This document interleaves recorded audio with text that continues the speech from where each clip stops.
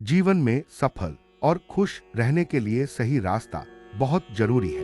भगवद गीता में ऐसे कई उपदेश हैं जो हमें अच्छा काम करने और मन को मजबूत बनाने की सीख देते हैं। अगर आप अपनी तकदीर बदलना चाहते हैं तो गीता के ये उपदेश जरूर पढ़ें। ये बातें आपकी परेशानियों को दूर कर शांति और सफलता दिलाने में मदद करेंगी। गीता का संदेश आज भी हमारे लिए बहुत महत्वपूर्ण है। आइए जानते हैं वो खास बातें जो आपकी जिंदगी को बदल सकती हैं। कर्म करो, फल की चिंता मत करो। गीता में कहा गया है कि हमें सिर्फ अपना काम ईमानदारी से करना चाहिए। फल की चिंता करने से मन परेशान हो जाता है, इसलिए हमें अपने कर्तव्य का पालन ध्यान से करना चाहिए। सफलता अपने आप हमारे पास आ जाएगी। मन को शांत और स्थिर रखो।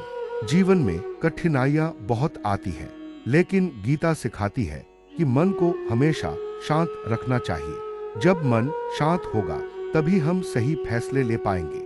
चिंता और डर से मन कमजोर हो जाता है, इसलिए मन को मजबूत और स्थिर बनाना जरूरी है। खुद पर भरोसा रखें। गीता बताती है कि आत्मा अमर और शक्तिशाली होती है। जब हम अपने आप पर विश्वास करते हैं तो कोई भी काम मुश्किल नहीं लगता। आत्मविश्वास से हम हर समस्या का सामना आसानी से कर सकते हैं, इसलिए हमेशा खुद पर भरोसा रखें। जीवन में संतुलन बनाए रखें। गीता का कहना है कि सुख दुख जीत हार लाभ हानि को एक समान नजर से देखना चाहिए। जब हम संतुलित सोच रखते हैं तो हमें मानसिक शांति मिलती है। इससे हम बिना घबराए हर परिस्थिति का सामना कर सकते हैं। संतुलन से जीवन आसान हो जाता है। अपने कर्तव्य को पूरी ईमानदारी से निभाएं। गीता कहती है कि अपने धर्म और जिम्मेदारी से कभी मत भागो। चाहे स्थिति कैसी भी हो, अपना कर्तव्य निभाना जरूरी है। ऐसा करने से जीवन में सफलता और सम्मान दोनों मिलते हैं। कर्तव्य के प्रति निष्ठा से जीवन संवरता है। मन ही मित्र है और मन ही शत्रु है।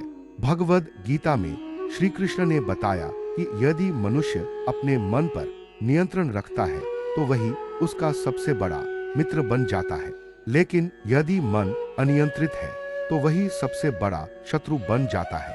मन को नियंत्रित करने के लिए साधना, ध्यान और आत्मचिंतन आवश्यक है। जब मन शांत होता है तभी सच्चा सुख मिलता है।